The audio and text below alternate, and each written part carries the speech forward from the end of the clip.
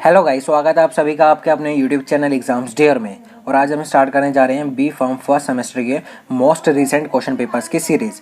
और इसमें आज हम देखेंगे बी फार्म फर्स्ट सेमेस्टर का फार्मास्यूटिकल इनऑर्गेनिक केमिस्ट्री का 2022-23 का AQ2 का क्वेश्चन पेपर, जो कि आज हम आप सभी स्टूडेंट्स के साथ बहुत अच्छे से point to point handwritten form में डिस्कस करने जा रहे हैं। और जो भी स्टूडेंट इस चैनल पे नए आए हैं वो इस चैनल को सब्सक्राइब करना ना भूलें, क्योंकि इसी चैनल पे आप सभी स्टूडेंट्स को बी फार्म फर्स्ट सेमेस्टर के सभी सब्जेक्ट के most recent question paper solve कराए जाएंगे। तो चलिए आइए स्टार्ट करते हैं। अब यहाँ पे सबसे पहले बात आती है सेक्शन ए की। तो सेक्शन ए में जो हमारे 10 क्वेश्चन प्रेजेंट होते हैं। अब इसमें हमारा एक क्वेश्चन जो है वो हमारा 2 मार्क्स का होता है, तो इसके अकॉर्डिंग हमारा सेक्शन ए जो कंप्लीट हो जाता है हमारा 20 मार्क्स का। इसमें हमारा फर्स्ट क्वेश्चन आता है, व्हाट इज़ फार्माकोपिया। यहाँ पे हमें जो है फार्माकोपिया के बारे में बताना है कि फार्माकोपिया होती क्या है, and enlist the different pharmacopoeias. और हमें जो है डिफरेंट फार्माकोपियाज के इसमें नाम लिखने हैं। इसमें हम सबसे पहले देख लेते हैं कि फार्माकोपिया होता क्या है। An official publication containing a list of medicinal drugs with their effects and direction for their use. Basically हमारा फार्माकोपिया जो है एक स्टैंडर्ड बुक होती है जिसमें हमारा जो है सभी मेडिसिनल ड्रग्स के बारे में लिखा होता है, उनके नेम लिखे होते हैं, उनके साइड इफ़ेक्ट्स लिखे होते हैं, उनके मतलब मैक्सिमम डोज जो होती है जो हमें पर डे के अकॉर्डिंग लेनी पड़ती है, वो भी सारी इन्फॉर्मेशन मतलब सारी मेडिसिनल ड्रग्स की जो इन्फॉर्मेशन होती है वो हमारी फार्माकोपिया में मैंशन होती है। ये कौन सी ड्रग कैसे हम जो है सिंथेसाइज कर सकते हैं, कैसे उसको जो है यूज़ करना है, मतलब किस तरीके से हमें आईवी में लेना है या आईएम में लेना है या ओरली लेना है। तो ये सब इन्फॉर्मेशन जो होती है वो हमारी फार्माकोपिया में गिवन होती है। डिफरेंट फार्माकोपियाज आर दिस, मतलब अलग अलग कंट्रीज़ के अकॉर्डिंग अलग अलग फार्माकोपियाज होती हैं हमारी। जैसे हमारा इंडिया की है हमारी आईपी, जिसको हम फुल फॉर्म में कहते हैं इंडियन फार्माकोपिया। इसी तरीके से हमारा ब्रिटिश फार्माकोपिया हो जाता है। इसी तरीके से हमारा यूएस फार्माकोपिया हो जाता है, जिसको हम यूएसपी के नाम से जानते हैं। और नेक्स्ट आता है हमारा यूरोपियन फार्माकोपिया। तो ये कुछ हमारी डिफरेंट फार्माकोपियाज थी जिनके थ्रू हम जो है मेडिसिनल ड्रग्स की इंफॉर्मेशन या फिर हम मेडिसिनल ड्रग्स की स्टडी करते हैं। नेक्स्ट क्वेश्चन आता है, व्हाट आर लिमिट टेस्ट। यहाँ पे हमें जो है लिमिट टेस्ट के बारे में बताना है कि लिमिट टेस्ट होता क्या है एंड व्हाई दे परफॉर्म्ड, और हम लिमिट टेस्ट को क्यों परफॉर्म करते हैं, मतलब क्या उसके सिग्निफिकेंस होते हैं, मतलब क्या हम जो है लिमिट टेस्ट का यूज़ होता है उसके बारे में हमें लिखना है। इसमें हमारा आ जाता है, a limit test is a type of quantitative testing procedure. Limit test जो होता है वो हमारा क्वांटिटेटिव टेस्टिंग प्रोसीजर होता है। अब किसी भी चीज़ को एनालाइज करेंगे तो वहाँ पे हमारा जो है 2 तरीके की एनालिसिस होती है। फर्स्ट आता है हमारा क्वांटिटेटिव और सेकंड आती है हमारी क्वालिटेटिव।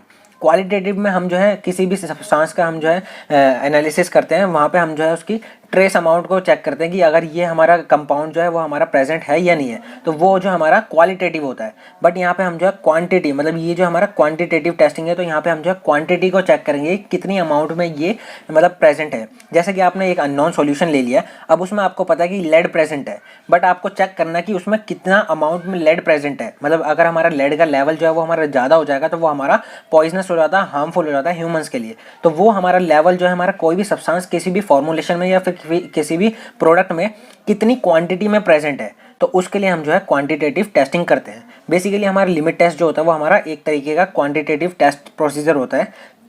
मतलब बेसिकली हम इसमें क्या करते हैं, हम किसी भी नॉन कंपाउंड्स की क्वांटिटी चेक करते हैं। It is use to identify the quantity of impurities in a substance. वही हमारा बता रखा है कि हमारा लिमिट टेस्ट जो होता है वो हम यूज़ करते हैं किसी भी हम कंपाउंड की क्वांटिटी को आइडेंटिफाई करने के लिए। मतलब कोई भी हमारी सब्सटेंस है उसमें हमारे इम्प्योरिटी प्रेजेंट है, जैसे हमारे लेड और आर्सेनिक जो होता है वो हमारी इम्प्योरिटीज़ होती है। अब हमारा कितनी अमाउंट में हमारी वो जो इम्प्योरिटीज़ प्रेजेंट है, तो उसे हम चेक करने के लिए हम जो है लिमिट टेस्ट को परफॉर्म करते हैं। नेक्स्ट हमारा क्वेश्चन आता है, right WHO composition of ORS solution. हमारा WHO के अकॉर्डिंग हमारे ORS सॉल्यूशन की कंपोजिशन दी गई है, तो उसके बारे में हमें बताना है। अब ये हमारी जो कंपोजिशन है वो हमारा 1 लीटर के अकॉर्डिंग है। मतलब 1 लीटर में हमारा जो है सोडियम क्लोराइड जो है वो हमारा 3.5 ग्राम होना चाहिए। ट्राई सोडियम सिट्रेट जो है वो हमारा 2.9 ग्राम होना चाहिए। पोटेशियम क्लोराइड जो है वो हमारा 1.5 ग्राम होना चाहिए। और ग्लूकोज जो है वो हमारा 20 ग्राम होना चाहिए। तो वही हमारा जो है ORS सॉल्यूशन बनेगा। तो ये थी हमारी ORS सॉल्यूशन की कंपोजिशन। नेक्स्ट क्वेश्चन आता है, state the ideal properties of buffer solution. हमें जो है बफर सॉल्यूशन की आइडियल प्रॉपर्टीज के बारे में बताना है। इसमें हमारा फर्स्ट पॉइंट आता है, इट हैज़ डेफिनाइट पीएच। हमारा बफर सॉल्यूशन जो है उनका हमारा डेफिनाइट पीएच होना चाहिए। ये जो होता है हमारा नॉन इरिटेंट होना चाहिए, मतलब उसको अप्लाई करने पे हमारा कोई भी इचिंग या फिर इरिटेशन कोज ना हो। pH does not change on standing for long period of time. Basically हमारा अगर हम कोई भी बफर को अगर हम लॉन्ग टाइम के लिए अगर रख दें तो उसका pH जो है वो हमारा चेंज नहीं होना चाहिए, मतलब वो जो हमारा स्टेबल होना चाहिए लॉन्ग टाइम के लिए। तो ये हमारी आइडियल प्रॉपर्टीज़ होती है हमारी बफर सॉल्यूशन की। नेक्स्ट क्वेश्चन आता है what is achlorhydria and how it is treated. Basically हमें बताना है कि एक्लोरहाइड्रिया होता क्या है और कैसे हम जो उसको ट्रीट कर सकते हैं। Achlorhydria absence of hydrochloric acid in stomach. Basically आप सभी स्टूडेंट्स को पता है कि हमारे स्टमक में जो है हाइड्रोक्लोरिक एसिड प्रेजेंट होता है। अब ये करता क्या है, ये हाइड्रोक्लोरिक एसिड जो होता है वो हमारे फूड के डाइजेशन में हेल्प करता है। अब हमारा ये क्या होता है, हमारा एक कंडीशन आती है एक्लोरहाइड्रिया की, जिसमें हमारा ये जो हाइड्रोक्लोरिक एसिड जो होता है उसकी अमाउंट जो होती है वो हमारी कम हो जाती है। मतलब जितने हमारी डिमांड है उससे कम जो है हमारा सिक्रीशन हो रही है, तो उस केस में हमारा जो है एक्लोरहाइड्रिया कॉज होती है। अब इसको हम कैसे ट्रीट कर सकते हैं। To treat achlorhydria we use acidifiers like ammonium chloride and HCl। अब हम एक्लोरहाइड्रिया को ट्रीट करने के लिए हम जो है अलग से एसिडिफायर्स यूज़ करते हैं, जैसे हमारा अमोनियम क्लोराइड हो गया या फिर हमारा HCl हो गया। तो यहाँ पे हम जो है डाइल्यूट HCl यूज़ करते हैं, जो कि एज हमारा एसिडिफायर्स वर्क करता है और हमारा एक्लोरहाइड्रिया को ट्रीट कराने में हेल्प करता है। नेक्स्ट क्वेश्चन आता है what are cathartics, enlist the inorganic compounds used as cathartics. Basically हमें बताना है कि कैथार्टिक्स होते क्या हैं और कौन कौन से कंपाउंड्स होते हैं जिनको हम एज अ कैथार्टिक्स यूज़ कर सकते हैं। कैथार्टिक्स जो होते हैं वो सब्सटेंस होते हैं, ऐसे सब्सटेंस जो कि हमारा मतलब बवल मूवमेंट्स को इंक्रीज कर देते हैं और हमारा डिफिकेशन मतलब डिफिकेशन जो होता है हमारा मतलब फीसिस जो होती है वो हमारी बॉडी से रिमूव करने के प्रोसेस जो होते हैं उसको इंक्रीज कर देते हैं या फिर एक्सेलरेट कर देते हैं। तो उन कंपाउंड्स को हम कहते हैं कैथार्टिक्स। इसमें हमारा आ जाता है मैग्नीशियम सल्फेट, काओलिन, बेंटोनाइट्स और हमारा सोडियम ऑर्थोफॉस्फेट्स। तो ये कंपाउंड्स है जो कि हम एज अ कैथार्टिक्स यूज़ करते हैं। नेक्स्ट क्वेश्चन आता है define expectorants with suitable example. यहाँ पे हमें जो है एक्सपेक्टोरेंट्स की डिफाइन देनी है और उनके एग्जांपल्स के साथ। इसमें हम सबसे पहले देख लेते हैं एक्सपेक्टोरेंट्स होते क्या है। अ मेडिसिन और agents which are used to treat coughs. मतलब वो केमिकल कंपाउंड जो कि हमारा कफ को ट्रीट करने के लिए हम यूज़ कर रहे हैं उसे हम कहते हैं एक्सपेक्टोरेंट्स। इसमें हमारे एग्जांपल में आ जाता है potassium iodide and ammonium chloride. तो ये दोनों कंपाउंड जो है वो हमारे एक्सपेक्टोरेंट्स की तरह हम यूज़ करते हैं। नेक्स्ट क्वेश्चन आता है define emetics with suitable example. यहाँ पे हमें जो है एमेटिक्स की डिफाइन देनी है और उनके एग्जांपल्स भी बताने हैं। अब सबसे पहले देख लेते हैं एमेटिक्स होता क्या है। अब medicine which cause vomiting. Basically हमारी ये वो मेडिसिन होती है जो कि हमारे वॉमिटिंग करवाने में हेल्प करती है। अब हम वॉमिटिंग करवा क्यों रहे हैं, तो आप इसको इस तरीके से समझिए कि किसी भी पर्सन में कोई भी पॉइजनस सब्सटेंस उसके GIT ट्रैक में है, तो उसको अगर हमें रिमूव करवाना है, जैसे कोई भी पर्सन ने बाई मिस्टेक कोई भी पॉइजनस सब्सटेंस को इनटेक कर लिया है, तो अब उसको हमें जो है रिमूव कराना है, तो वहाँ पे हम जो है एमेटिक्स का यूज़ करते हैं ताकि उसको जो है वॉमिट हो और वॉमिट के साथ वो जो हमारा पॉइजनस सब्सटेंस है वो उसके GI ट्रैक से हमारा रिमूव हो जाए। तो इस तरीके से हम जो है एमेटिक्स का यूज़ करते हैं। इसमें हमारा एग्जाम्पल आ जाता है copper sulphates and sodium potassium tartrates. तो ये हमारे एग्जाम्पल थे एमेटिक्स के। नेक्स्ट क्वेश्चन आता है differentiate between alpha beta and gamma rays. यहाँ पे हमें जो है अल्फा बीटा और गामा रेज में डिफ्रेंशिएट करना है। इसमें हम सबसे पहले देख लेते हैं अल्फा जो होती है वो हमारी पॉजिटिवली चार्ज होती है, बीटा जो होती है वो हमारी पॉजिटिवली और नेगेटिवली दोनों चार्ज पार्टिकल्स उसमें प्रेजेंट होते हैं, और गामा में जो होता है वो हमारा न्यूट्रल होता है, मतलब इसमें कोई भी चार्ज प्रेजेंट नहीं होता। नेक्स्ट आता है हमारा पेनिट्रेशन पावर के अकॉर्डिंग हम देख लेते हैं। हमारा अल्फा की जो होती है वो हमारी लीस्ट पेनिट्रेशन पावर होती है, बीटा की जो होती है वो हमारी मॉडरेट पेनिट्रेशन पावर होती है, और गामा की जो होती है वो हमारी हाईएस्ट पेनिट्रेशन पावर होती है। नेक्स्ट क्वेश्चन आता है what is radio activity and give unit of radio activity. यहाँ पे हमें जो है रेडियो एक्टिविटी को डिफाइन करना है और उसका यूनिट के बारे में बताना है। यहाँ पे हम सबसे पहले देख लेते हैं रेडियो एक्टिविटी होती क्या है। The release of energy from the DK of nuclei of certain kinds of atoms. Basically हमारे यहाँ पे कुछ तरीके के एटम्स होते हैं, स्पेशलाइज्ड होते हैं, जो कि डीके होते हैं, और डीके होने के साथ साथ जो है वहाँ पे एनर्जी जो है वो हमारे रिलीज होती है, उसी को हम कहते हैं रेडियो एक्टिविटी। मतलब जो हमारे रेडियो एक्टिव सब्सटेंस है उनके डीके के साथ साथ उनमें जो हमारी एनर्जी रिलीज हो रही है, उस एनर्जी रिलीज की प्रोसेस को हम कहते हैं रेडियो एक्टिविटी। और हमारा इसका SI यूनिट क्या होता है, हमारा बैक्वेरल। इसको हम जो है BQ से रिप्रेजेंट करते हैं। तो ये थी हमारी रेडियो एक्टिविटी और उसके यूनिट। तो इसी के साथ हमारा सेक्शन A जो है वो हमारा कंप्लीट हो चुका है। तो गाइज उम्मीद है कि आपको सेक्शन A जो है वो बहुत अच्छे से समझ आ गया होगा। नेक्स्ट अब हम बात करते हैं सेक्शन B की। सेक्शन B में हमारे जो है 3 क्वेश्चन प्रेजेंट होते हैं, जिसमें से हमें अपनी चॉइस से 2 क्वेश्चंस को अटेम्प्ट करना पड़ता है। इसमें हमारा एक क्वेश्चन जो है वो हमारा 10 मार्क्स का हो जाता है, जिसके अकॉर्डिंग हमारा सेक्शन B जो है वो हमारा कंप्लीटली 20 मार्क्स का हो जाता है। चलिए फर्स्ट क्वेश्चन देख लेते हैं। फर्स्ट क्वेश्चन आता है define the term impurities and discuss various sources of impurities in pharmaceutical substance. इसमें हमें जो है सबसे पहले इम्प्योरिटीज़ को डिफाइन करना है कि इम्प्योरिटीज़ होती क्या है, और फिर हमें जो है सोर्सेज ऑफ इम्प्योरिटीज़ बतानी है कि जैसे आप जो है कोई भी फार्मास्यूटिकल सब्सटेंस जो है वो आप बना रहे हैं तो उसमें कहाँ कहाँ से जो है इम्प्योरिटीज़ आ सकती है, उनके सोर्सेज के बारे में हमें डिस्कस करना है। चलिए देख लेते हैं सबसे पहले इम्प्योरिटीज़ होती क्या है। Impurities are unwanted substance present in the pharmaceutical products. Impurities जो होती है वो हमारी अनवांटेड सब्सटेंस होती है, मतलब जो हम नहीं चाहते कि वो हमारे फार्मास्यूटिकल प्रोडक्ट में आए, बट वो फिर भी हमारे फार्मास्यूटिकल प्रोडक्ट्स में बाय मिस्टेक या फिर हमारा जो है बाय अनस्किल्ड पर्सनस की वजह से हमारा जो है ये आ जाती है। Presence of impurities in traces amounts में इन्फ्लुएंस और change the efficacy of product.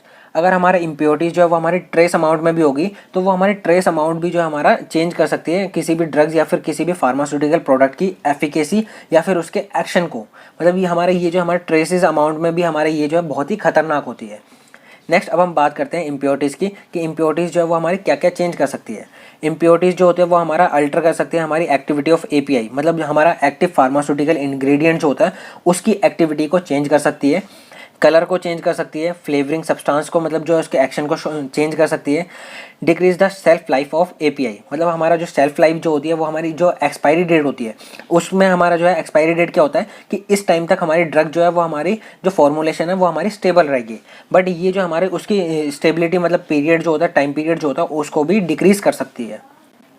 Change in physical and chemical properties of API, मतलब हमारा जो इम्प्योरिटीज़ होती है वो हमारा फिजिकल और केमिकल प्रॉपर्टीज़ को भी चेंज कर सकती है एपीआई की। एपीआई क्या है, जो हमारा एक्टिव फार्मास्यूटिकल इंग्रेडिएंट्स है। जैसा कि हमारा जो है डोलो जो होती है उसमें हमारा एक्टिव फार्मास्यूटिकल इंग्रेडिएंट क्या है, हमारा जो हमारा पैरासीटामोल जो ड्रग है वो हमारा एपीआई है। Impurities can cause incompatibility, impurities जो होती है वो हमारे इनकम्पैटिबिलिटी को भी कॉज करवा सकती है। नेक्स्ट अब हम बात करते हैं sources of impurities during production, मतलब हम जो है कोई भी टैबलेट या फिर कोई भी फार्मास्यूटिकल प्रोडक्ट जो है वो हमारा बना रहे हैं तो प्रोडक्शन के दौरान हमारे कहाँ कहाँ से हमारी इम्प्योरिटीज़ जो है वो आ सकती है। फर्स्ट आता है हमारा रॉ मटेरियल, हमारा इम्प्योरिटी जो होते हैं वो हमारे रॉ मटेरियल के थ्रू आ सकती है कि हम कहीं से हमने रॉ मटेरियल को इंपोर्ट करवाया तो इंपोर्ट कराने के दौरान हमारे रॉ मटेरियल में जो है हमारे इम्प्योरिटीज़ आ गई। नेक्स्ट आता है हमारा मेथड ऑफ मैन्युफैक्चर, हम जिस मेथड्स के थ्रू हम मैन्युफैक्चर कर रहे हैं उस ड्रग को तो उसमें भी हमारा जो है इम्प्योरिटीज़ आ सकती है। कैसे, चलिए इसको समझ लेते हैं। Present in reagents use in manufacture, हम जो है किसी भी ड्रग का अगर हम जो है मैन्युफैक्चर कर रहे हैं उसको मतलब सिंथेसाइज कर रहे हैं तो उसमें हम जो है रिएजेंट्स का यूज़ करते हैं। अब हो सकता है कि वो इम्प्योरिटी जो है वो हमारे रिएजेंट्स के अंदर आए तो हमारे रिएजेंट्स के थ्रू भी हमारे जो इम्प्योरिटीज़ है वो हमारी आ सकती है। अब सेकंड आता है present in reagents use to eliminate other impurities, अब हमारे जो है हमें पता था कि हमारे प्रोडक्ट में इम्प्योरिटी आ चुकी है तो हम उस इम्प्योरिटी को रिमूव करने के लिए हमने कोई अलग से हमने दूसरा रिएजेंट जो है यूज़ करा। अब हमें पता नहीं था कि हमारा उस रिएजेंट में भी हमारे पहले से ही इम्प्योरिटीज़ थी तो इस वजह से भी हमारे जो है इम्प्योरिटीज़ आ सकती है हमारे प्रोडक्ट में। थर्ड आता है हमारा प्रेजेंट इन सॉल्वेंट, मतलब जो अभी हमने सॉल्वेंट यूज़ करा है ड्रग के सिंथेसिस में उसको सिंथेसाइज करने में, तो जैसे हमारा जो है वाटर, जनरली हम जो है वाटर यूज़ करते हैं, टैप वाटर, डिस्टिल वाटर और डीमिनरलाइज वाटर, तो ये अलग अलग तरीके के वाटर्स होते हैं या फिर अलग अलग तरीके के हम जो है सॉल्वेंट, जैसे हमने अल्कोहल हो गया, इथेनॉल हो गया, एसीटोन हो गया, तो ये सब जो हम एज अ सॉल्वेंट यूज़ करते हैं। अब हमें पता नहीं था हमारे जो है इम्प्योरिटीज़ जो होती है वो हमारी सॉल्वेंट्स के थ्रू भी हमारी आ सकती है, तो यहाँ पे हमारा जो है ये 3 जगह हमें जो है स्पेशली ध्यान रखना है कि वहाँ से हमारे जो है इम्प्योरिटीज़ ना आए। थर्ड आता है हमारा रिएक्शन वेसल, अब हमारा जो है एक वेसल है जिसमें हम जो है रिएक्शन करवा रहे हैं, मतलब वहाँ पे हम जो है ड्रग की सिंथेसिस करवा रहे हैं तो उसके थ्रू भी हमारा जो है इम्प्योरिटीज़ आ सकती है। Impurities chances from vessel use, जो भी हम वेसल यूज़ कर रहे हैं जिसमें हम जो है कोई भी ड्रग का फॉर्मेशन कर रहे हैं मतलब सिंथेसिस कर रहे हैं तो उसके थ्रू भी हमारी इम्प्योरिटीज़ आ सकती है। फोर्थ आता है हमारा sometimes impurities come from intermediates reactions, अब हमारा ऐसा तो है नहीं कि हमने कोई ड्रग बनाई तो वो जो है हमारा सिंगल स्टेप रिएक्शन के थ्रू ही हमारी जो ड्रग है वो फॉर्म हो चुकी है। इसमें हमारा कई कई ड्रग्स ऐसी होती है जिसमें हमारा 5-6 रिएक्शंस होती हैं, तो उन रिएक्शंस के हमारा जो इंटरमीडिएट रिएक्शंस होती हैं उसके थ्रू भी हमारे जो है इम्प्योरिटीज़ आ सकती हैं। Sometimes impurities come from atmospheric gases, अब हमारा जो इन्वायरमेंट है, इन्वायरमेंट में बहुत सारी गैसेज प्रेजेंट है तो हो सकता है कि कोई कंपाउंड उन गैसेज के साथ रिएक्ट करके एक जो है कोई थर्ड कंपाउंड बना ले जो कि हमारे लिए इम्प्योरिटीज़ है, मतलब वो जो हमारे फार्मास्यूटिकल प्रोडक्ट को जो हमारा इम्प्योर कर देगा, उसमें जो है हमारा उसकी एक्शन को जो है अल्टर कर सकता है, तो वो भी हमारे लिए जो है इम्प्योरिटीज़ है। लास्ट आता है हमारा impurities may become from packaging material. अब हमने जो है हमारी ड्रग बहुत अच्छे से बन चुकी है, वो उस टाइम तक बिल्कुल प्योर है, बट हमने जो है जो पैकेजिंग मटेरियल यूज़ करा है उसके थ्रू भी हमारी इम्प्योरिटीज़ आ सकती है।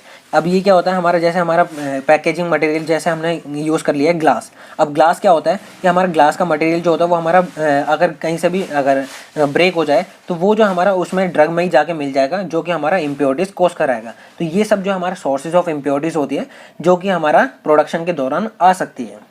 नेक्स्ट क्वेश्चन आता है, What are gastric acidifiers? Describe the preparations, properties, assay and uses of ammonium chloride। यहाँ पे हमें जो है गैस्ट्रिक एसिडिफायर्स के बारे में बात करनी है और फिर हमें जो है अमोनियम क्लोराइड की प्रिपरेशन, प्रॉपर्टीज़, एसे और उनके यूज के बारे में डिस्कस करना है। चलिए बात करते हैं सबसे पहले गैस्ट्रिक एसिडिफायर्स। मतलब हमारे गैस्ट्रिक एसिडिफायर्स होते क्या हैं?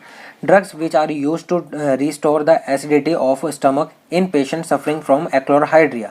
मतलब ये वो ड्रग्स होती हैं, वो एजेंट्स होते हैं जो कि हमारा स्टमक में जो होता है हमारा एसिड की वैल्यू जो होती है वो हमारी कम हो जाती है। मतलब जो हमारा हाइड्रोक्लोरिक एसिड जो होता है उसकी अमाउंट जो है वो हमारी डिक्रीज हो जाती है।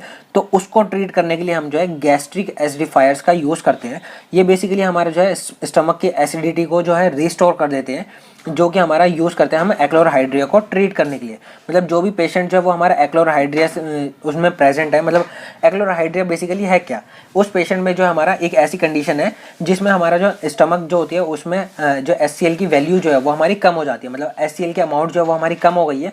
अब उसको हम जो है रीस्टोर करना है। अब उसको रीस्टोर करने के लिए हम जो है गैस्ट्रिक एसिडिफायर्स का यूज़ करते हैं। चलिए नेक्स्ट अब हम बात करते हैं अमोनियम क्लोराइड की। अमोनियम क्लोराइड का मॉलिक्यूलर फार्मूला होता है हमारा NH4Cl और मॉलिक्यूलर वेट होता है हमारा 53.50 ग्राम्स। नेक्स्ट अब हम बात करते हैं प्रिपरेशंस की कि किस तरीके से हम जो है अमोनियम क्लोराइड की प्रिपरेशन कर सकते हैं। It is obtained by adding ammonia and hydrochloric acid. Basically हम जो है हाइड्रोक्लोरिक एसिड और हमारा अमोनिया दोनों को हम रिएक्ट कराएंगे और यहाँ पे हमारा जो है NH4Cl मतलब हमारा अमोनियम क्लोराइड जो है वो हमारा फॉर्म हो जाएगा। सेकेंड मेथड आता है by treating ammonium sulphate with sodium chloride. हमने जो है अमोनियम सल्फेट लिया, उसको सोडियम क्लोराइड के साथ रिएक्ट कराया, तो यहाँ पे हमारा जो अमोनिया निकला प्लस HCl। अब ये दोनों रिएक्ट करके हमारा जो है यहाँ पे अमोनियम क्लोराइड बना देगा। तो वही हमारा सेम रिएक्शन है, यहाँ पे हमारा अमोनिया और हमारा HCl जो है वो ये दोनों मिलके यहाँ पे हमारा जो है अमोनियम क्लोराइड बना रहे हैं। तो इस तरीके से हम जो है अमोनियम क्लोराइड की प्रिपरेशन कर सकते हैं। नेक्स्ट अब हम बात करते हैं अमोनियम क्लोराइड की प्रॉपर्टीज़ के बारे में। तो इसमें हमारा जो है दो तरीके की प्रॉपर्टीज़ आती हैं। फर्स्ट आती है हमारी फिजिकल प्रॉपर्टीज़ और सेकंड आती है हमारी केमिकल प्रॉपर्टीज़। सबसे पहले हम फिजिकल प्रॉपर्टीज़ देख लेते हैं। फिजिकल प्रॉपर्टीज़ में क्या होता है हमारा, मतलब किस तरीके से उसकी अपीयरेंस है, मतलब उसकी फिजिकल आइडेंटिटी हम जो है इसमें डिफाइन करेंगे। हमारा अमोनियम क्लोराइड जो होता है वो हमारा वाइट कलर का होता है और इसे ऑर्डर जो होती है वो हमारी ऑर्डरलेस होती है। मतलब इसमें जो है कोई भी खुशबू नहीं आती। अपीयरेंस जो होती है वो हमारी क्रिस्टलाइन पाउडर जैसी होती है और टेस्ट जो होता है वो हमारा सलाइन टेस्ट होता है। नेचर जो होता है वो हमारा हाइग्रोस्कोपिक होता है। सॉल्युबिलिटी की बात करें तो ये जो होता है हमारा वाटर में सोल्यूबल होता है और हमारा स्लाइटली सोल्यूबल होता है हमारा अल्कोहल में। तो ये थी हमारी फिजिकल प्रॉपर्टीज़ अमोनियम क्लोराइड की। नेक्स्ट अब हम बात करते हैं केमिकल प्रॉपर्टीज़ के बारे में। In its vapour form it dissociate in ammonia and HCl। Basically हमारा अमोनियम क्लोराइड जो होता है अगर हम उसको वेपर फॉर्म में रखें तो वो जो हमारा डिसोसिएट हो जाता है हमारा अमोनिया और HCl में। वही सेम प्रोसीजर है। मतलब ये जो है हमारा इंटर कन्वर्टेबल होता है। जब हम अमोनिया और HCl को रिएक्ट कराते हैं तो वो हमारा अमोनियम क्लोराइड बन जाएगा और अमोनियम क्लोराइड जो है वो हमारा वेपर फॉर्म में जो हमारा डिसोसिएट हो जाता है अमोनिया और HCl में। तो ये थी हमारी केमिकल प्रॉपर्टीज़। नेक्स्ट अब हम बात करते हैं एसेस की। ऐसे क्या होता है हमारा, ऐसे is based on acid based titration. ये हमारा जो अमोनियम क्लोराइड का जो ऐसे होता है वो हमारा एसिड बेस्ड टाइट्रेशन के ऊपर बेस्ड होता है। First ammonium chloride and formaldehyde are mixed. सबसे पहले हमने क्या करा, हमने अमोनियम क्लोराइड लिया, उसको हमने फॉर्मल्डिहाइड के साथ अच्छे तरीके से मिक्स कर दिया। Hydrochloric acid is liberated. अब यहाँ पे हमने जब अमोनियम क्लोराइड को हमने फॉर्मल्डिहाइड के साथ मिक्स करा तो वहाँ पे हमारा जो है हाइड्रोक्लोरिक एसिड मतलब HCl जो है वो हमारा लिबरेट हो गया, मतलब वहाँ से हमारा रिलीज हो चुका है।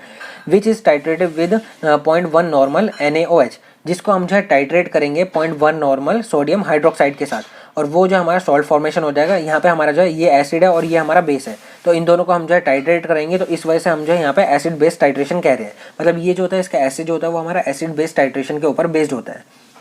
इसमें हमारा जो है फिनोक्सिलिन जो है वो हम यूज़ करते हैं एज अ इंडिकेटर, जो कि हमारा एंड पॉइंट पे जाके कलर चेंज कर देगा, जो कि हमारा बता देगा कि यहाँ पे हमारा जो है एंड पॉइंट आ चुका है। नेक्स्ट अब हम बात करते हैं यूजेस के बारे में। तो हम जो है अमोनियम क्लोराइड के यूजेस देखें तो ये जो हमारा एसिडिफायर्स की तरह यूज़ करते हैं, डायूरेटिक्स की तरह यूज़ करते हैं और हमारा एक्सपेक्टोरेंट्स की तरह भी हम अमोनियम क्लोराइड को यूज़ करते हैं। तो उम्मीद है गाइस आपको ये क्वेश्चन जो है बहुत अच्छे से समझ आ गया होगा। नेक्स्ट क्वेश्चन आता है, What are antimicrobial agents? Explain the mechanism of action of antimicrobial agents and discuss the preparation, properties, assay and uses of hydrogen peroxides. यहाँ पे हमें जो है इस क्वेश्चन में 3 चीज़ें बतानी है। सबसे पहले हमें जो है एंटीमाइक्रोबियल एजेंट्स बताने कि एंटीमाइक्रोबियल एजेंट्स होते क्या हैं, फिर हमें उनका मैकेनिज्म ऑफ एक्शन बताना है कि कैसे वो जो है अपना एक्शन शो करते हैं, और फिर हमें जो है हाइड्रोजन पेरोक्साइड्स को एक्सप्लेन करना है। एक्सप्लेन करने का मतलब क्या है, उसकी हमें जो है प्रिपरेशन लिखनी है, प्रॉपर्टीज़ लिखनी है, ऐसे बताना है और उसके यूज के बारे में डिस्कस करना है। तो ये सब हमें जो है इस क्वेश्चन में बताना है। चलिए बात करते हैं सबसे पहले एंटीमाइक्रोबियल एजेंट्स की। एंटीमाइक्रोबियल एजेंट्स होते क्या हैं? Those agents which are use to destroy or inhibit the growth of micro organisms. Basically ये वो एजेंट्स होते हैं, वो केमिकल कंपाउंड्स होते हैं जो कि हम यूज़ करते हैं माइक्रो ऑर्गेनिजम्स को डिस्ट्रॉय करने के लिए या फिर उनकी ग्रोथ को इनहिबिट करने के लिए। उन्हें हम कहते हैं एंटीमाइक्रोबियल एजेंट्स। नेक्स्ट अब हम बात करते हैं मैकेनिज्म ऑफ एक्शन की कि किस तरीके से हमारे एंटीमाइक्रोबियल एजेंट्स जो होते हैं वो अपना एक्शन शो करते हैं। इसमें हमारे 3 तरीके के मैकेनिज्म आ जाते हैं। फर्स्ट आता है हमारा ऑक्सीडेशन। ऑक्सीडेशन में बेसिकली होता क्या है, हमारा ऑक्सीजन का एडिशन होता है और हमारा हाइड्रोजन का रिमूवल होता है, जिसकी वजह से हमारा डिस्ट्रक्शन हो जाता है हमारा प्रोटीन्स का। जब हमारा प्रोटीन्स का ही डिस्ट्रक्शन हो जाता है तो हमारा जो माइक्रो ऑर्गेनिजम्स होते हैं वो हमारे किल हो जाते हैं। सेकंड आता है हमारा हेलोजिनेशन। हेलोजिनेशन में क्या होता है, this cause change in molecular shape and ultimately lead to destruction of protein. ये भी हमारा जो है मॉलिक्यूलर शेप को जो है हमारा चेंज कर देते हैं, जिसकी वजह से हमारा प्रोटीन डिस्ट्रक्शन हो जाता है। अब प्रोटीन का डिस्ट्रक्शन होगा तो हमारा जो है जो माइक्रो ऑर्गेनिज्म होता है वो हमारा किल हो जाता है। तो इसकी वजह से हम जो है माइक्रोबियल ग्रोथ को इनहिबिट कर सकते हैं।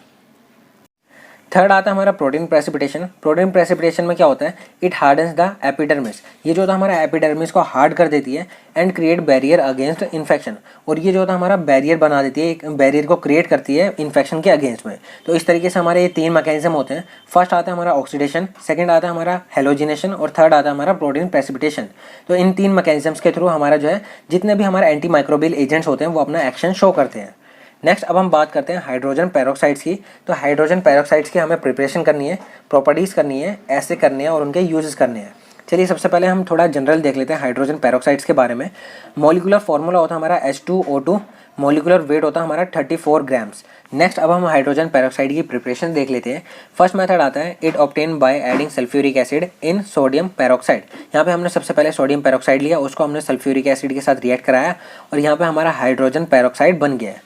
सेकंड मेथड आता है it obtain when barium peroxide react with sulphuric acid. यहाँ पे हमने बेरियम पेरोक्साइड लिया, उसको हमने सल्फ्यूरिक एसिड के साथ रिएक्ट कराया और यहाँ पे हमारा हाइड्रोजन पेरोक्साइड बन गया और यहाँ पे हमारा बेरियम सल्फेट जो है एज अ बाई प्रोडक्ट निकल जाता है। तो ये थी हमारी प्रिपरेशन। नेक्स्ट अब हम बात करते हैं प्रॉपर्टीज़ ऑफ हाइड्रोजन पेरोक्साइड्स। इसमें हमारा 2 प्रॉपर्टीज़ आती हैं। फर्स्ट आती है हमारे फिजिकल प्रॉपर्टीज़। फिजिकल प्रॉपर्टीज़ में क्या होता है, ये जो होता है हमारा कलरलेस होता है, ऑर्डरलेस होता है, पीएच इसका स्लाइटली एसिडिक होता है और स्ट्रांगली ऑक्सीडाइजिंग एजेंट होता है। नेक्स्ट अब हम बात करते हैं केमिकल प्रॉपर्टीज़ के बारे में। It decompose into water and nascent oxygen. ये जो था हमारा वाटर और नेसेंट ऑक्सीजन में डिकम्पोज हो जाता है। मतलब बेसिकली हमने हाइड्रोजन पेरोक्साइड लिया, उसको हमने हीट दी तो वो जो हमारा वाटर में और नेसेंट ऑक्सीजन में डिकम्पोज हो जाता है, मतलब ब्रेक डाउन हो जाता है। नेक्स्ट अब हम बात करते हैं ऐसे की। ऐसे is based on redox titration. इसका ऐसे जो होता है वो हमारा रेडॉक्स टाइट्रेशन के ऊपर बेस्ड होता है। इसमें हम करते हैं सबसे पहले हमने 10 ml सैंपल लिया, उसको हम डाइल्यूट करेंगे 25 ml तक। फिर हम उसमें जो है 10 ml 5 नॉर्मल सल्फ्यूरिक एसिड डालेंगे। फिर उसको हम जो है टाइट्रेट करेंगे KMnO4 के साथ जब तक वो पिंक कलर ना दे दे। इस तरीके से हम जो है इसका टाइट्रेशन करते हैं और यहाँ पर हम जो है ऐसे निकाल सकते हैं। नेक्स्ट अब हम बात करते हैं यूजेस की कि कहाँ कहाँ हम जो है हाइड्रोजन पेरोक्साइड्स को यूज़ करते हैं। ये जो हमारा स्ट्रांगली एंटीसेप्टिक एजेंट होता है, डिसइंफेक्टेंट्स की तरह भी हम इसको यूज़ करते हैं। It is use to remove ear wax. मतलब हमारे जो ईयर वैक्स होती है उसको रिमूव करने के लिए हम जो है हाइड्रोजन पेरोक्साइड्स का यूज़ करते हैं। It is also use for bleaching hairs. मतलब हेयर्स को ब्लीच करने के लिए हम जो है इसको यूज़ करते हैं। Effective antidote for phosphorus and cyanide poisoning. हमारा ये जो था हमारा एज अ एंटीडोट भी यूज़ करा जाता है हमारा फॉस्फोरस और साइनाइड पॉइजनिंग में। तो ये सब हमारे यूजेस थे हमारे हाइड्रोजन पेरोक्साइड्स के। तो गाइज इसी के साथ हमारा सेक्शन बी जो है वो हमारा कंप्लीट हो चुका है। उम्मीद है आपको सेक्शन बी जो है वो बहुत अच्छे से समझ आ गया होगा। नेक्स्ट अब हम बात करते हैं सेक्शन सी की। सेक्शन सी में हमारे जो है 7 क्वेश्चन प्रेजेंट होते हैं, जिसमें से हमें कोई भी अपनी चॉइस से 5 क्वेश्चंस को अटेम्प्ट करना पड़ता है। इसमें हमारा एक क्वेश्चन जो है वो हमारा 7 मार्क्स का होता है। तो इसके अकॉर्डिंग हमारा सेक्शन सी जो है वो हमारा कम्प्लीटली 35 मार्क्स का हो जाता है। इसमें हमारा फर्स्ट क्वेश्चन आता है discuss the apparatus principle reaction and procedure involve in limit test for arsenic. यहाँ पे हमें जो है प्रिंसिपल एपरेटस रिएक्शन और प्रोसीजर बताना है हमारा आर्सेनिक के लिमिट टेस्ट का। बेसिकली हमारा आर्सेनिक के लिमिट टेस्ट को जो है हमने यहाँ पे कम्प्लीटली एक्सप्लेन करना है डिटेल में। Arsenic is well non undesirable harmful impurities which is present in medicinal substance. हमें पता है कि हमारा आर्सेनिक जो होता है वो हमारा अनडिजायरेबल हार्मफुल इम्प्योरिटीज़ है जो कि हमारे मेडिसिनल सब्सटेंस में प्रेजेंट होती है। All pharmacopoeia prescribe a limit test for it. सभी फार्माकोपियाज में आर्सेनिक के लिए लिमिट टेस्ट प्रेजेंट होता है। मतलब सभी फार्माकोपिया मतलब जैसे हमारा आईपी हो गया, बीपी हो गया, यूएसपी हो गया और यूरोपियन फार्माकोपिया हो गया, सभी फार्माकोपियाज में आर्सेनिक का लिमिट टेस्ट प्रेजेंट है। Pharmacopoeial method is based on Gutzeit test. हमारा फार्माकोपियल मेथड जो होता है वो हमारा आर्सेनिक लिमिट टेस्ट का वो जो होता है हमारा गुडजेट टेस्ट के ऊपर बेस्ड होता है। चलिए इसका प्रिंसिपल देख लेते हैं। It is based on reaction of arsenic gas with hydrogen ion to form yellow stain on mercury chloride paper in presence of KI। आप इसको इतना समझिए कि जैसा जो है आपने टेस्ट सॉल्यूशन लिया है, इसमें यहाँ पे हमने जो है टेस्ट सॉल्यूशन डाला, अब वो जो है उसमें से आर्सेनिक गैस रिलीज होती है। हम उसको जो है केमिकल डाल के उसमें से जो है आर्सेनिक गैस को रिमूव करवाते हैं। अब वो आर्सेनिक गैस जो होती है वो हमारा हाइड्रोजन आयन के साथ मिलके येलो स्टेन बनाती है हमारा मर्क्यूरी क्लोराइड पेपर के ऊपर। अब ये जब हमारा इसको समझिए कि जैसे ये आर्सेनिक गैस है, ये जब मर्क्यूरी क्लोराइड पेपर के साथ रिएक्ट करेगी तो यहाँ पे हमारा जो ये कंपाउंड बनेगा और ये जो होता है वो हमारा येलो कलर का होता है। मतलब जितना ज़्यादा हमारा आर्सेनिक गैस होगी उतना ही ज़्यादा हमारा येलो स्टेन आ जाएगा हमारे मर्क्यूरी क्लोराइड पेपर पे। मतलब ये जो हमारा पर्पल कलर का हमने यहाँ पे डाल रखा है ये हमारा मर्क्यूरी क्लोराइड पेपर। यहाँ पे हमारा जो है लेड एसीटेट डाला हमने कॉटन में डिप करके, मतलब यहाँ पे हमारा कॉटन ली उसको हमने जो है लेड एसीटेट में डिप करके यहाँ पे हमने लगाया है। और ये जो हमारी क्लिप है जो कि हमारा होल्ड कर रही है हमारे मर्क्यूरी क्लोराइड पेपर को। और यहाँ पे हमने जो है टेस्ट सॉल्यूशन डाल दिया है। ये हमारी बोतल है और ये हमारा जो है एक कैपिलरी है जिसके थ्रू हमारा ये गैस जो है वो हमारी इवेल्युएट होगी। तो इस तरीके से हमारा ये एपरेटस होता है जिसको हम कहते हैं गुडजेट एपरेटस। बेसिकली हमारा ये जो है ये क्वेश्चन 2 मार्क्स में भी पूछ लेता है कि name the apparatus use in limit test for arsenic. मतलब कौन सा एपरेटस जो है वो हम आर्सेनिक की लिमिट टेस्ट में यूज़ करते हैं, तो उसका हमारा आ जाएगा गुडजेट एपरेटस। बेसिकली हमारा इसका प्रिंसिपल देखें तो आप अगर इसको शॉर्ट में देखेंगे तो इसमें बेसिकली यही होता है कि आर्सेनिक गैस जो होती है वो हमारे मर्क्यूरी क्लोराइड पेपर के साथ रिएक्ट करती है और वहाँ पर हमारा जो येलो स्टेन बनता है। अब इसको जो हम कंपेयर करते हैं स्टैंडर्ड के साथ, मतलब जितना ज़्यादा आर्सेनिक गैस होगी मतलब उतना ही ज़्यादा येलो स्टेन होगा और जितना ज़्यादा येलो स्टेन होगा उतना ही ज़्यादा उसमें आर्सेनिक प्रेजेंट होगा, क्योंकि आर्सेनिक गैस जो है वो हमारा आर्सेनिक से आ रही है और हमारा आर्सेनिक गैस जो है वो हमारा येलो स्टेन बढ़ाएगी। मतलब जितना ज़्यादा येलो स्टेन उतना ज़्यादा आर्सेनिक गैस और जितना ज़्यादा आर्सेनिक गैस उतना ही ज़्यादा हमारा आर्सेनिक। मतलब हमारा टेस्ट सॉल्यूशन में जो हमारा आर्सेनिक ज़्यादा है अगर हमारा येलो स्टेन ज़्यादा आएगा। चलिए नेक्स्ट अब हम इसका प्रोसीजर देख लेते हैं। प्रोसीजर देखने के बाद आपका जो लिमिट टेस्ट का कॉन्सेप्ट है बहुत ही अच्छे से क्लियर हो जाएगा। इसमें हमारा जो है 2 प्रोसेस करते हैं हम साथ के साथ। एज्यूम करिए कि आपके पास 2 गुडजेट एपरेटस है, आपने उसको अपने सामने रख लिया है। एक में आप जो है टेस्ट सैंपल डालेंगे और दूसरे में आप स्टैंडर्ड सैंपल परफॉर्म करेंगे। इसमें हम क्या करेंगे, सबसे पहले हमने जो है टेस्ट सॉल्यूशन ले लिया। जिस भी कंपाउंड को आपको जो है चेक करना है कि उसमें कितना आर्सेनिक प्रेजेंट है, उसको आप जो है डिसॉल्व करेंगे वाटर में और उसमें जो है HCl डाल देंगे। इसी तरीके से आप जो है स्टैंडर्ड सैंपल बनाएंगे। उसमें क्या करते हैं हम नॉन क्वांटिटी डालते हैं डेल्यूट आर्सेनिक की और उसको जो हम डेल्यूट करते हैं वाटर के साथ और उसमें भी हम जो है HCl डाल देते हैं। फिर हम इसमें दोनों में जो हम 1-1 ग्राम KI डाल देंगे। यहाँ पे भी हमने 1 ग्राम KI ऐड कर दिया है और इसमें भी हमने स्टैंडर्ड सैंपल में भी 1 ग्राम KI ऐड कर दिया है। KI क्या है हमारा पोटेशियम आयोडाइड।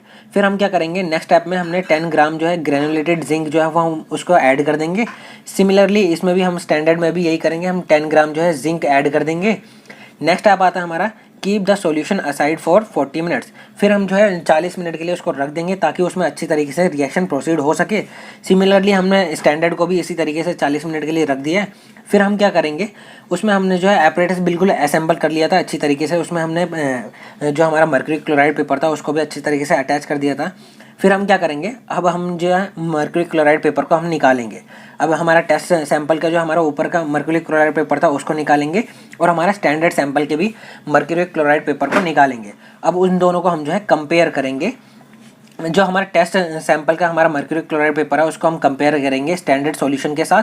अब हमारा जो है इसको चेक करेंगे, अगर हमारा टेस्ट सॉल्यूशन का स्टेन जो है वो हमारा ज़्यादा आएगा स्टैंडर्ड सॉल्यूशन से, तो वो जो है वो हमारा नॉट एक्सेप्टेबल होगा। क्योंकि हमारा यहाँ पे क्या है, हमने यहाँ पे जो है लिमिटेड हमने जो है नॉन क्वांटिटी में आर्सेनिक डाला था कि हमारा इतनी वैल्यू जो है आर्सेनिक की एक्सेप्टेबल है। अब उसका अगर हमारा जो है उसमें हमारा स्टेन आया समझ लीजिए इतना स्टेन आया और इसमें हमारा स्टेन आया इतना, तो यहाँ पे हमारा क्या कह रहा है कि यहाँ पे हमारा जो है ज़्यादा आर्सेनिक गैस रिलीज हुई है। अब ज़्यादा आर्सेनिक गैस रिलीज कैसे होगी कि हमारा उसमें अगर हमारा ज़्यादा आर्सेनिक कंपाउंड ज़्यादा होगा तो उस वजह से हमारा आर्सेनिक गैस जो है वो हमारे ज़्यादा रिलीज होगी, तो इस वजह से हमारा ये जो हमारा नॉट एक्सेप्टेबल होगा। अगर हमारा स्टैंडर्ड वाला जो होता है, अगर हमारा टेस्ट सॉल्यूशन और हमारा स्टैंडर्ड सॉल्यूशन का जो स्टेन है वो हमारा इक्वल आएगा तो हमारा ये एक्सेप्टेबल है। अगर हमारा टेस्ट सॉल्यूशन का जो हमारा स्टेन है वो हमारा कम आएगा तो भी ये एक्सेप्टेबल होगा। तो ये दो कंडीशन है जब हमारा जो लिमिट टेस्ट होता है वो हमारा एक्सेप्टेबल होता है, जब हमारा इक्वल आएगा या फिर हमारा उससे स्टैंडर्ड सैंपल के जो हमारे लिमिट है उससे कम आएगा। यहाँ पे हम जो है स्टेन कंपेयर करते हैं तो यहाँ पे हमारा जो स्टेन जो है वो हमारा स्टैंडर्ड से कम आएगा, तभी हमारा जो है एक्सेप्टेबल होता है हमारा टेस्ट सैंपल। तो इस तरीके से हम जो है लिमिट टेस्ट को परफॉर्म करते हैं। उम्मीद है गाइड्स आपको ये कॉन्सेप्ट जो है बहुत अच्छे से समझ आ गया होगा। नेक्स्ट अब हम रिएजेंट्स की स्टडी कर लेते हैं कि कौन कौन से रिएजेंट्स हमने जो है यूज़ करे हैं आर्सेनिक लिमिट टेस्ट में और आखिर क्यों करे हैं, मतलब उनका रीज़न भी हम देखेंगे। इसमें हमने जो है जिंक यूज़ करा था, पोटेशियम आयोडाइड यूज़ करा था और हमारा स्टेनलेस क्लोराइड भी हम कहीं कहीं यूज़ करते हैं। वो जो हमारा as a reducing agent use करते हैं हम। स्टेनलेस क्लोराइड जो है वो हम कई जगह यूज़ करते हैं for complete evolution of arsenic gas, मतलब हमारा आर्सेनिक को हम जो है आर्सेनिक गैस में कन्वर्ट करवाते हैं with the help of stainless chloride. Next हम यूज़ करते हैं HCl। HCl is use to make solution acidic. हमारा ये जो हमारा वर्क होता है, हमारा ये प्रोसीजर जो होता है सिर्फ और सिर्फ एसिडिक मीडियम में ही करा जाता है। अब एसिडिक मीडियम को क्रिएट करने के लिए हम जो है यहाँ पे HCl दोनों में ही, टेस्ट सॉल्यूशन में और सैंपल सॉल्यूशन में, दोनों में ही हम जो है HCl का यूज़ करते हैं। Lead acetate is use to trap any hydrogen sulphide which may evolute along the arsenic gas. Basically हमारा लेड एसीटेट हम क्यों यूज़ कर रहे हैं, ताकि वो जो हमारा हाइड्रोजन सल्फाइड को ट्रैप कर सके। अब ये जो हमारा हाइड्रोजन सल्फाइड जो होता है वो हमारा आर्सेनिक गैस के साथ साथ जो हमारा रिलीज होता है, तो उसको हम जो है ताकि वो हमारा आर्सेनिक गैस के साथ इवॉल्व ना हो तो इसलिए हम जो है उसको ट्रैप कर लेते हैं लेड एसीटेट। अब लेड एसीटेट हमने जो है कॉटन प्लग डाला था हमने लेड एसीटेट में डिप करके, ताकि वो जो हमारा हाइड्रोजन सल्फाइड को ट्रैप कर सके। तो ये थे हमारे रिएजेंट्स और उनके रीज़न कि आखिरकार हम ये रिएजेंट्स क्यों यूज़ कर रहे हैं। अगर ये क्वेश्चन आपके 7 मार्क्स में या 10 मार्क्स में आए तो आप इसको इस तरीके से अटेम्प्ट करिएगा, जिससे आपकी जो रिप्रेजेंटेशन स्किल है वो भी इंक्रीज़ होगी और आपके मार्क्स भी इंक्रीज़ होंगे। ये मोस्टली बहुत ही इंपॉर्टेंट टॉपिक है जो कि आपके मोस्टली 7 मार्क्स में या 10 मार्क्स में पूछा जाता है। बाकी आपके 2 मार्क्स में इसका एपरेटस पूछ लेता है। नेक्स्ट अब हम इसकी रिएक्शंस देख लेते हैं कि कौन कौन सी रिएक्शन जो है आर्सेनिक की लिमिट टेस्ट में इन्वॉल्व होती है। इसमें हमारा 3 रिएक्शंस है। यहाँ पे हमारा फर्स्ट रिएक्शन है जिसमें हमारा आर्सेनिक एसिड जो है वो हमारा आर्सेनियस एसिड में कन्वर्ट होता है इन प्रेजेंस ऑफ Ki। नेक्स्ट हमारे सेकंड रिएक्शन आते हैं जिसमें हमारा आर्सेनियस एसिड जो होता है, ये वाला आर्सेनियस एसिड वो हमारा हाइड्रोजन के साथ रिएक्ट करता है इन presence of zinc and HCl, और ये जो होता है हमारा आर्सीन गैस बनाता है और यहाँ पे हमारा जो है 3 मोल्स जो वाटर हैं वो हमारे रिलीज हो जाते हैं। फिर हमारा थर्ड स्टेप आता है, थर्ड रिएक्शन आती है हमारे, इसमें जो है हमारा आर्सिन गैस जो है वो हमारा मर्क्यूरी क्लोराइड पेपर के साथ रिएक्ट करती है और ये जो हमारा एक कॉम्प्लेक्स बना देती है जो कि हमारा येलो स्टेन शो करता है। अब इसी येलो स्टेन की वजह से हमारा ये जो लिमिट टेस्ट परफॉर्म करता है और इसी वजह से हम जो है येलो स्टेन को कंपेयर करके हम कोई भी कंपाउंड्स को बताते हैं कि वो जो है हमारा एक्सेप्टेबल है या फिर नहीं है। नेक्स्ट क्वेश्चन आता है, define electrolytes, write composition of important physiological ions, describe the function of sodium, potassium and calcium as major electrolytes. Basically इसमें हमें जो है सबसे पहले डिफाइन देनी है इलेक्ट्रोलाइट्स की, फिर हमें जो है कंपोजिशन बतानी है फिजियोलॉजिकल आयंस की, और फिर हमें जो है फंक्शन बताने हैं पोटेशियम, सोडियम और कैल्शियम के। अब यहाँ पे हमारे सबसे पहले बात आती है इलेक्ट्रोलाइट्स की। इलेक्ट्रोलाइट्स होते क्या हैं? A substance that dissociate in water into charge particles called ions. Basically हमारे इलेक्ट्रोलाइट्स वो सब्सटेंस होते हैं जो कि वाटर में जाके डिसोसिएट हो जाते हैं चार्ज पार्टिकल्स में, और उन्हें हम कहते हैं आयंस। आयंस जो होते हैं वो हमारे दो तरीके के होते हैं। पॉजिटिव आयंस जो होते हैं उन्हें हम कहते हैं कैटायंस, और नेगेटिव आयंस जो होते हैं उन्हें हम कहते हैं अनायंस। तो इस तरीके से हमारा कोई भी सब्सटेंस जो होता है वो हमारा वाटर में जाके डिसोसिएट हो जाता है हमारा कैटायंस में और अनायंस में, तो उसे हम कहते हैं इलेक्ट्रोलाइट्स। नेक्स्ट अब हम बात करते हैं composition of important physiological ions की। तो ये हमारी कंपोजिशन लिखी है जिसमें हमारा calcium, potassium, magnesium, sodium chloride, bicarbonate, phosphate और सल्फेट। तो ये हमारे कुछ इंपॉर्टेंट फिजियोलॉजिकल आयंस है और उनकी कंपोजिशन है, ये आपको याद करनी ही पड़ेगी। नेक्स्ट अब हम बात करते हैं फंक्शन ऑफ सोडियम की, कि सोडियम जो होता है वो हमारी बॉडी में क्या क्या फंक्शन परफॉर्म कर रहा है, उसके बारे में हमें स्टडी करनी है। बेसिकली हमारा सोडियम जो होता है वो हमारा मसल कॉन्ट्रैक्शन में हेल्प करता है, नर्व फंक्शनिंग में हेल्प करता है, और ये जो होता है हमारा फ्लूइड बैलेंस को भी मेंटेन रखता है। तो ये फंक्शन होते हैं हमारे मेनली सोडियम के। नेक्स्ट अब हम बात करते हैं पोटेशियम की। पोटेशियम जो है वो हमारा रेगुलेट करता है हार्ट कॉन्ट्रैक्शन को, और ये जो होता है हमारा फ्लूइड बैलेंस को भी मेंटेन रखता है बॉडी में, और ये जो होता है हमारा रेगुलेट करता है मसल फंक्शनिंग को। तो ये हमारे फंक्शंस थे पोटेशियम के।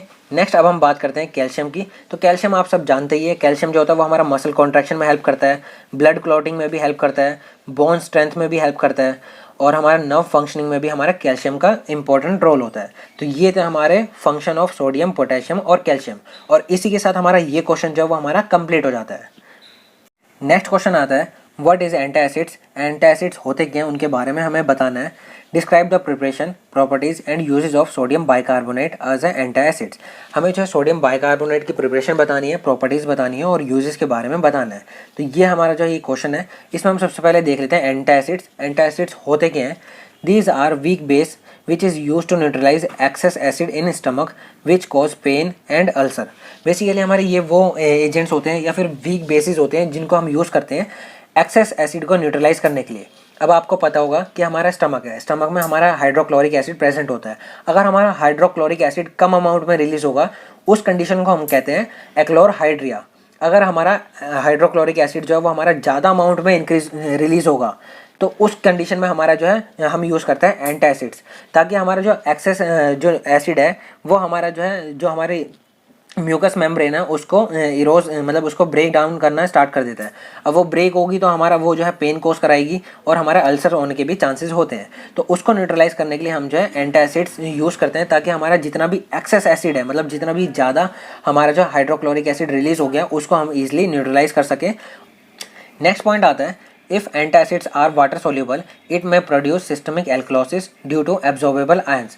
अगर हमारा एंटासिड जो है वो हमारा वाटर सोल्यूबल होगा तो वो ईजिली हमारा ब्लड में एब्जॉर्ब हो जाएगा और हमारा सिस्टमिक एल्कलोसिस कॉज करवा सकता है।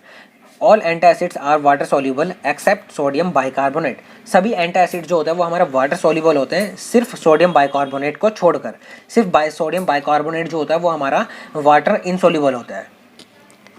नेक्स्ट अब हम सोडियम बाइकार्बोनेट के बारे में देख लेते हैं। सोडियम बाइकार्बोनेट का मोलिकुलर फार्मूला होता है NaHCO3 और मोलिकुलर वेट होता है 84 ग्राम। नेक्स्ट अब हम इसकी प्रिपरेशन देख लेते हैं। इसमें हमारा फर्स्ट आता है लेबोरेटरी मेथड।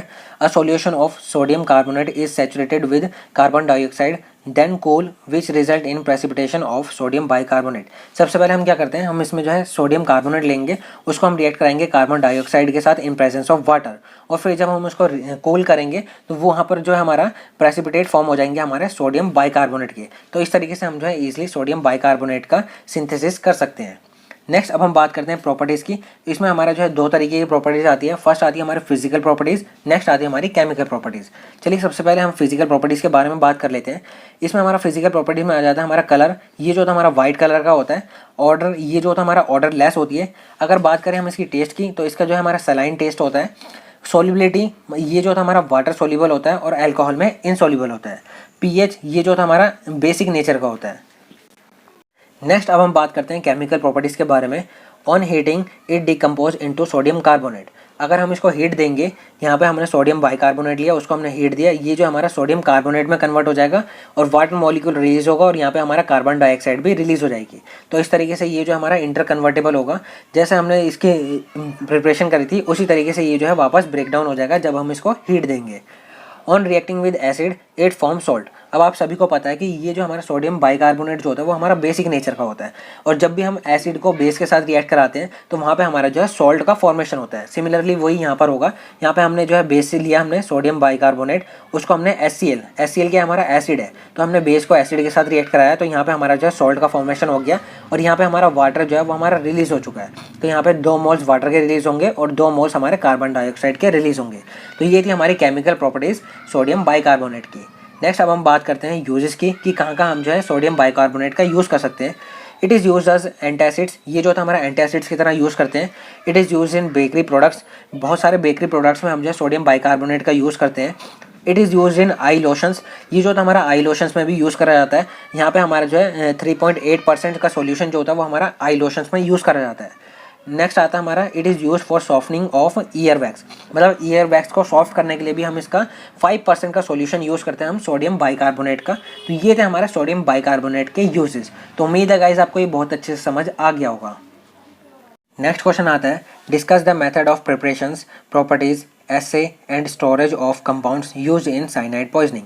बेसिकली हमें जो है साइनाइड पॉइजनिंग में जो कंपाउंड यूज़ करते हैं उसकी हमें जो है प्रिपरेशन बतानी है, प्रॉपर्टीज़ बतानी है, ऐसे बताना है और स्टोरेज कंडीशंस बतानी है। इसमें हमारा आ जाता है सोडियम नाइट्राइड। सोडियम नाइट्राइड जो होता है वो हम यूज़ करते हैं साइनाइड पॉइजनिंग को ट्रीट करने के लिए, मतलब सोडियम नाइट्राइड जो है वो हमारा एज ए एंटीडोट यूज़ करा जाता है। इसका हमारा मॉलिकुलर फार्मूला आ जाता है NaNO2, मोलिकुलर वेट होता है 69 ग्राम। नेक्स्ट अब हम इसकी प्रिपरेशन देख लेते हैं। It is prepared by strongly heating sodium nitrate. Sodium nitrate को अगर हम स्ट्रांगली हीट करेंगे तो वहाँ से हमारा जो है ऑक्सीजन मॉलिक्यूल रिलीज हो जाता है और यहाँ पे हमारा सोडियम नाइट्राइट बन जाता है। सेकेंड मेथड आता है it can also be prepared by heating sodium nitrate with lead. अगर हम सोडियम नाइट्रेट को लेड के साथ अगर हम रिएक्ट करा के उसको हीट देंगे तो वो जो हमारा सोडियम नाइट्राइट में कन्वर्ट हो जाएगा और वहाँ पे हमारा लेड ऑक्साइड जो है वो हमारा रिलीज हो जाएगा। तो इस तरीके से हम जो है सोडियम नाइट्राइट का प्रिपरेशन कर सकते हैं। नेक्स्ट अब हम इसकी प्रॉपर्टीज़ की बात करते हैं। प्रॉपर्टीज़ में हमारा आ जाता है फिजिकल प्रॉपर्टीज़। इसमें हमारा कलर जो होता है ये जो होता है येलो और वाइट कलर का होता है, क्रिस्टलाइन पाउडर होता है। नेक्स्ट अब हम बात करते हैं टेस्ट की। तो इसका टेस्ट जो होता है वो हमारा सलाइन टेस्ट होता है।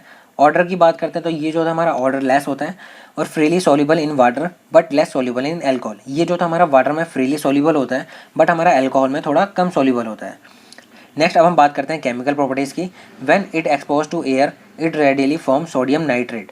जब भी हम इसको एयर के कांटेक्ट में लाते हैं तो ये सडनली हमारा जो है सोडियम नाइट्रेट में कन्वर्ट हो जाता है। सिमिलरली ये रिएक्शन प्रोसीड होती है, सोडियम नाइट्राइट जो होता है वो हमारा ऑक्सीजन के साथ रिएक्ट करता है और ये हमारा सोडियम नाइट्रेट बना लेता है। नेक्स्ट अब हम इसकी स्टोरेज कंडीशन देखते हैं। Should be stored in tightly close container. इसको जो हम टाइटली क्लोज कंटेनर में स्टोर करते हैं, container must be of single dose, मतलब कंटेनर में सिर्फ और सिर्फ सिंगल डोज होनी चाहिए और इसको जो है बहुत अच्छे से टाइटली क्लोज कंटेनर में हम जो है इसको स्टोर करते हैं। नेक्स्ट अब हम बात करते हैं इसके यूजेस की कि कहाँ कहाँ हम जो है सोडियम नाइट्राइट को यूज़ करते हैं। It is mainly use in cyanide poisoning. Basically हमारे ये जो हमारा साइनाइड पॉइजनिंग में यूज़ करा जाता है।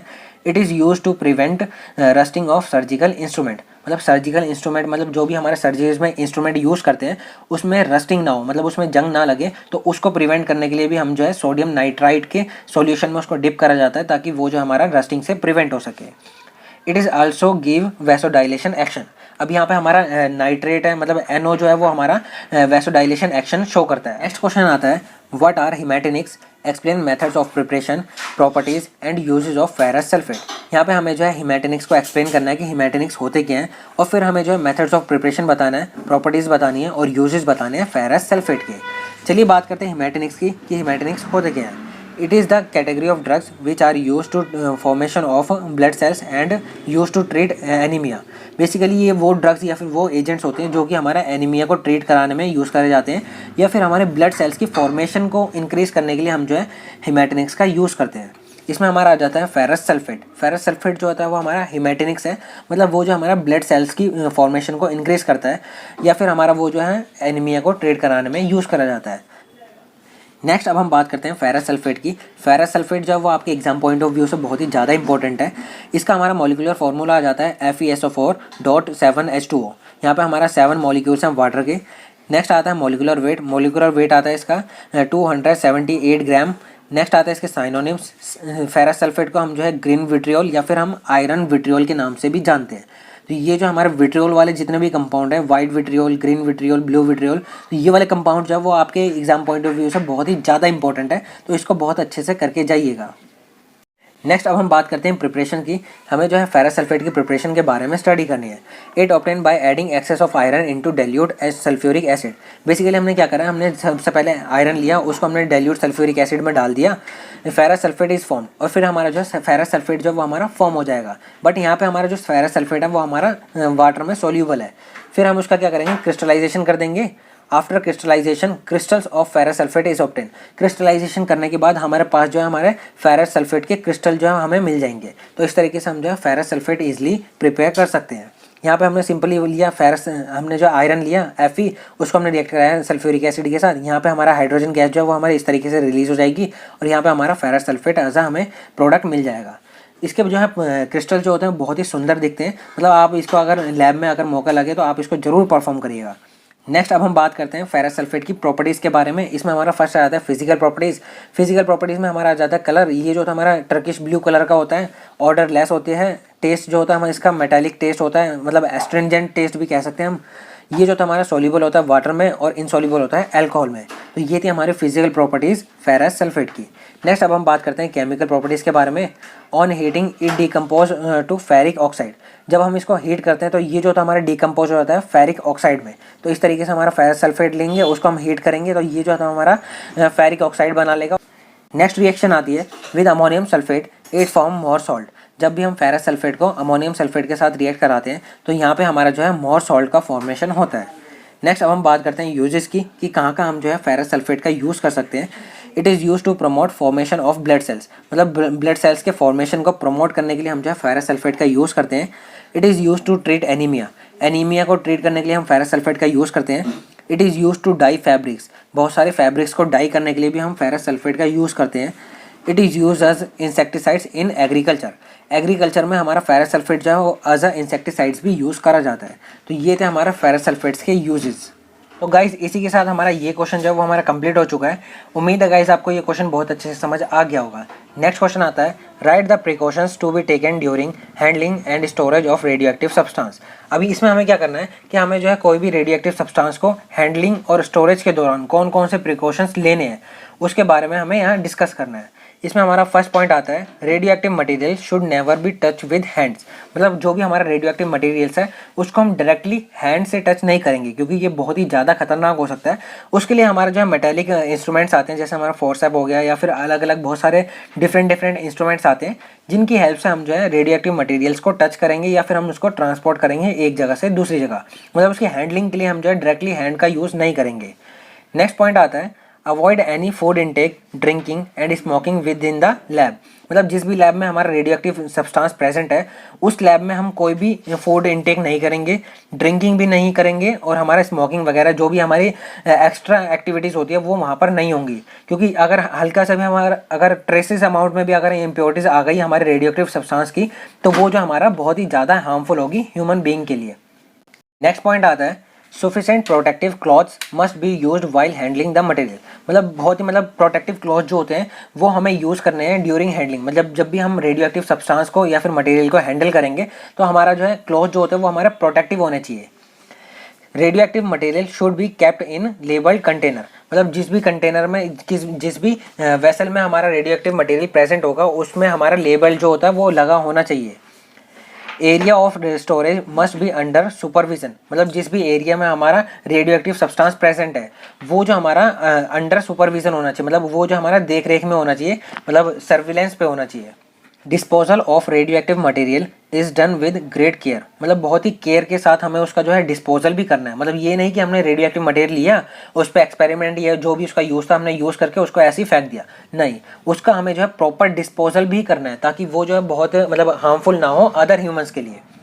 Radio active materials are stored in remote areas, मतलब जो भी हमारे रेडियो एक्टिव मटेरियल्स हैं वो उनको हम जो है सिर्फ और सिर्फ रिमोट एरियाज में ही स्टोर करेंगे। अब रिमोट एरियाज क्या होते हैं, मतलब ये वो एरियाज होते हैं जो कि हमारा ह्यूमन रेजिडेंशियल एरियाज जो होते हैं उनसे बहुत ही दूर होते हैं, मतलब अवे फ्रॉम द ह्यूमंस, मतलब ह्यूमन से दूर जो एरियाज होते हैं उन्हें हम कहते हैं रिमोट एरियाज। सिर्फ हमारा रेडियो एक्टिव मटेरियल जो होता है वो हमारा रिमोट एरियाज में ही होगा ताकि हमारा जो ह्यूमन होता है, जो नॉर्मल ह्यूमंस हैं, उनके कॉन्टैक्ट में ना आए। तो ये हमारे कुछ प्रिकॉशंस हैं जो कि हमें लेने हैं during handling and storage of radioactive materials. Next question आता है discuss in detail about pharmaceutical applications of radioactive substance with example. यहाँ पे हमें जो है रेडियो एक्टिव सब्सटेंस की फार्मास्यूटिकल एप्लीकेशंस के बारे में डिस्कस करना है। इसमें हमारा आ जाता है radio active substance have their use in medicine in 4 different ways, मतलब बहुत सारे रेडियो एक्टिव सब्सटेंस जो होते हैं वो हमारे मेडिसिन में यूज़ करे जाते हैं 4 डिफरेंट वेज में। फर्स्ट आ जाता है हमारा डायग्नोसिस में, सेकंड आता है हमारा थेरेपीज़ में, थर्ड आता है हमारा रिसर्च में और फोर्थ आता है हमारा स्टरलाइजेशंस में। चलिए चारों को एक एक करके डिस्कस कर लेते हैं। सबसे पहले बात आती है डायग्नोसिस की। तो डायग्नोसिस में हमारा फर्स्ट आता है सियानोकोबालामिन। सियानोकोबालामिन जो होता है वो हमारा GFR मतलब ग्लोमेरुलर फिल्ट्रेशन रेट को मेजर करने के लिए यूज़ करा जाता है। नेक्स्ट आता है हमारा ferric citrate. Ferric citrate injection जो होता है वो हमारे हिमेटोलॉजिकल डिसऑर्डर्स की स्टडी के लिए यूज़ करा जाता है। नेक्स्ट आता है sodium iodide. Sodium iodide injection जो होते हैं वो थायराइड ग्लैंड की फंक्शनिंग के लिए यूज़ करे जाते हैं। सेकंड अब बात आती है थेरेपीज़ की। थेरेपीज़ में हमारा फर्स्ट आता है येट्रियम 90। येट्रियम 90 जो होता है वो हम यूज़ करते हैं लीवर कैंसर के ट्रीटमेंट के लिए। सेकंड आता है आयोडीन 131। आयोडीन 131 जो होता है वो हम यूज़ करते हैं ट्रीटमेंट ऑफ हाइपरथायरॉयडिज्म। नेक्स्ट आता है phosphorus 32। Phosphorus 32 is use to control the excess of RBCs production in bone marrow. जब हमारा बोन मैरो में आरबीसीज का प्रोडक्शन ज़्यादा होने लग जाता है तो उस चीज़ को ट्रीट करने के लिए हम जो है फॉस्फोरस 32 का यूज़ करते हैं। नेक्स्ट आता है हमारा बोरॉन 10। बोरॉन 10 जो होता है वो हम यूज़ करते हैं टू ट्रीट ट्यूमर्स, मतलब ट्यूमर्स को ट्रीट करना तो हम बोरॉन 10 यूज़ करते हैं। थर्ड आती है रिसर्च। रिसर्च में क्या होता है, generally carbon 14 and tritium are most commonly use for research. Basically हमारा कार्बन 14 और ट्रिटियम यही दो कंपाउंड जो है वो हमारे ज़्यादातर यूज़ करे जाते हैं रिसर्च के पर्पज़ से। फोर्थ आती है स्टरलाइजेशन। स्टरलाइजेशन में क्या होता है, thermolabile substance like vitamins, hormones, antibiotics can be safely sterilised bye strong radiation source. Basically हमारा थर्मोलेबल सब्सटेंस जैसे हमारा विटामिन हो गए, हार्मोन्स हो गए, एंटीबायोटिक्स हो गए, तो इन सब को हमें अगर स्टरलाइज करना है तो वो हम करते हैं रेडिएशन सोर्स की हेल्प से, मतलब एक स्ट्रॉन्ग रेडिएशन सोर्स की हेल्प से हम इजीली इनको जो है स्टरलाइज कर सकते हैं। अब इसमें हमारा एग्जांपल आता है कोबाल्ट 60। कोबाल्ट 60 और हमारा सीजियम 137 जो होता है वो हम यूज़ करते हैं फॉर स्टरलाइजेशन सर्जिकल इंस्ट्रूमेंट। मतलब हमारे जितने भी सर्जिकल इंस्ट्रूमेंट्स हैं उनको स्टरलाइज करने के लिए हम जो है कोबाल्ट 60 और हमारा सीजियम 137 जो है हम यूज़ करते हैं। तो गाइज़ इसी के साथ हमारा सेक्शन सी भी जो है वो हमारा कंप्लीट हो चुका है। उम्मीद है गाइज़ आपको ये बहुत अच्छे से समझ आ गया होगा।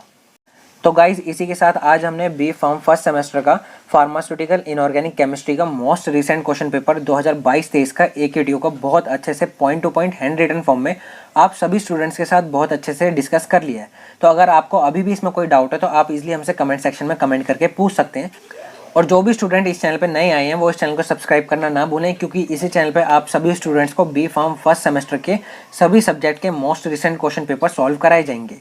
और जिन भी स्टूडेंट्स को pharmacy related notes, practical files या प्रीवियस ईयर सॉल्व पेपर्स की PDF चाहिए वो हमारे टेलीग्राम चैनल से आके फ्री ऑफ कॉस्ट डाउनलोड कर सकते हैं। लिंक आपको डिस्क्रिप्शन में मिल जाएगा।